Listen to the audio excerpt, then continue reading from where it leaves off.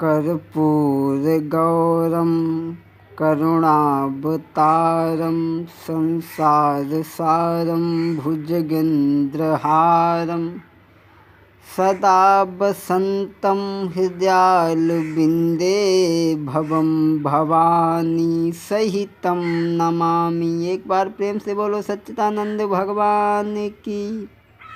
भक्तों, आज के इस प्रसंग में नारद उमा संवाद की विचित्र कथा आप सुनने के लिए चल रहे हैं।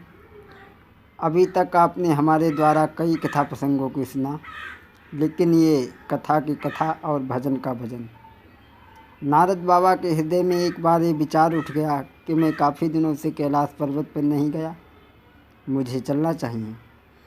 नारद मन एक दिन हुआ गयो नहीं कैलाश, अधिक समय मुझको हुआ न पायो शंभु निवास। यही मन में विचार करके नारद बाबा वीणा को हाथ में लेकर के निकल पड़े। पहुंच गए कैलाश पर्वत पर। भोले बाबा विद्यमान नहीं है, माता सती पार्वती जी बैठी हैं। जाते जाते माता के चरणों में प्रणाम किया, बैठ गए। और नारद का अर्थ जानते हैं भैया लोग। नारद का अर्थ है जिनकी बात कोई रद्द ना भई होए, उन्हें कहते हैं नारद। बैठ गए माता के पास में।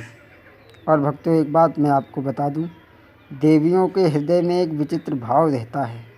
यदि उनके पति के विषय में कोई कुछ कह दे तो वो फौरन विश्वास रख लेती हैं कि ज़रूर ऐसी बात है, मेरा पति मेरे से कपट रखता है। और नारद बाबा को क्या मिलता है? नारद बाबा को मज़ा आता है इन बातों में। जाते जाते सवाल कर दिया, माता जी शिव कहाँ हैं? पार्वती बोली, पता नहीं नारद, कहीं निकल गए होंगे। नारद बाबा कहने लगे, जानती नहीं? बोले ना।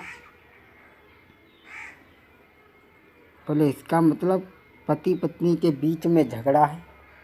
पार्वती बोली, झगड़ा कुछ भी नहीं। नारद बाबा कहने लगे, झगड़ा नहीं है तो मैं नहीं जानती हूँ कि भगवान कहाँ गए। अच्छा, एक बात हमें बताओ, क्या तुम अपने मनई के मन की बात सब जानती हो? पार्वती बोली, कैसी बात करते नारद? अरे वो स्त्री नहीं जो अपने मनई की मन की बात को न जानी, सभी जानती। उसका पति काहे की दाल खाता है, काहे की सब्जी पसंद करता है, क्या भोजन पसंद करता है, किस समय क्या चाहता है, हर स्त्री जानती है। नारद बाबा चुप। नारद बाबा के तो है ही नहीं।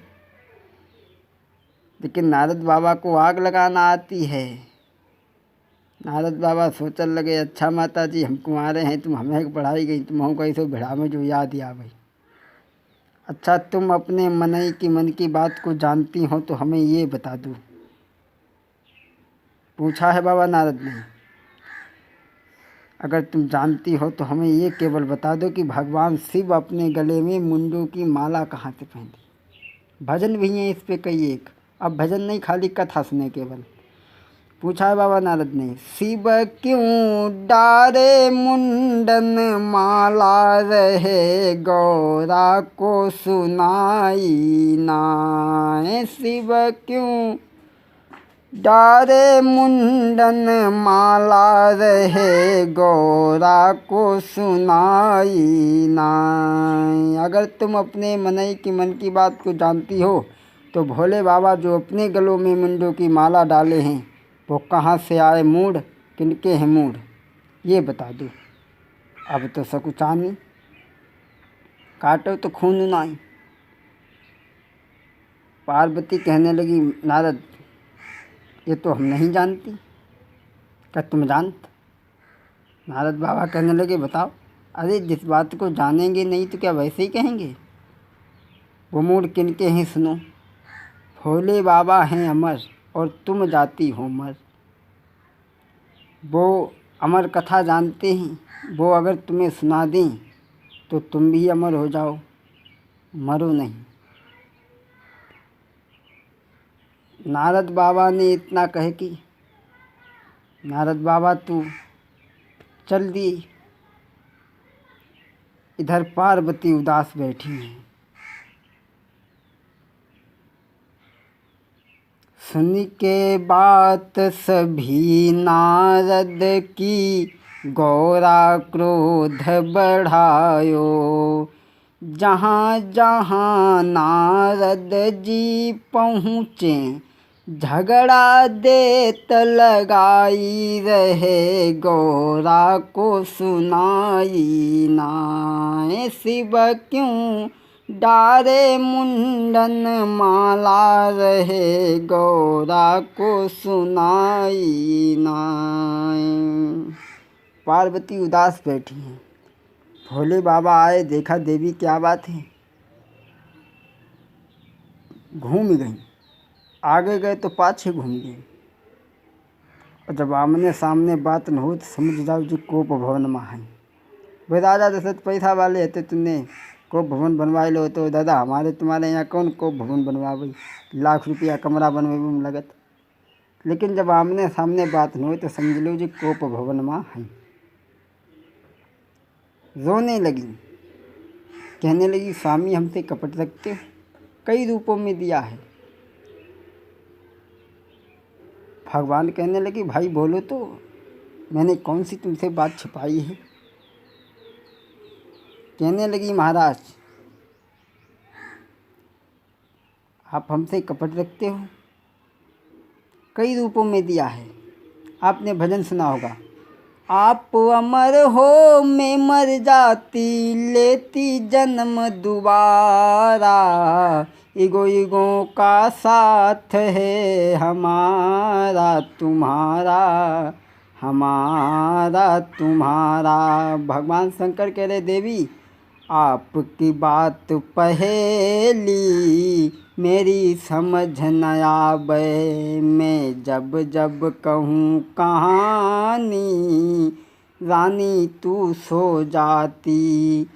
अरे अमरनाथ में अमर कबूतर देते रहूं कारा। इगो इगो का साथ है हमारा तुम्हारा, हमारा तुम्हारा। अरे आप अमर हो मैं मर जाती, लेती जन्म दोबारा।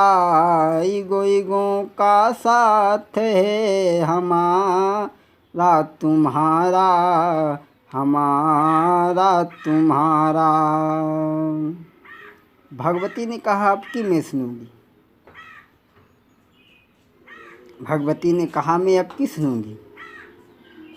भोले बाबा कहने लगे देखो एक बात है, तुम्हें हुंकारा देना होगा। तुम्हारे हुंकारे के साथ में मेरी कथा चलेगी। शर्त है माता जी हुंकारा देंगी। भगवान शिव पार्वती को लेकर के एक जंगल में पहुंची। डमरू को बजाया, सारे पशु पक्षी भजा दिए, वहाँ से भगा दिए। एक वृक्ष के नीचे बैठ करके भोले बाबा कथा सुनाने लगे। सुनाने से पहले सारा वन प्रांत खाली करवाया। एक पेड़ की खोख में बांझ अंडा रखा था और शर्त है कि तुम्हारे हुंकारे के साथ में मेरी कथा चलेगी। तुम्हारा हुंकारा बंद, मेरी कथा बंद। भगवान शिव सुनाने लगे। आगे की कथा भाग 2 में आप लोग श्रवण करें। बोलिए सच्चिदानंद भगवान की।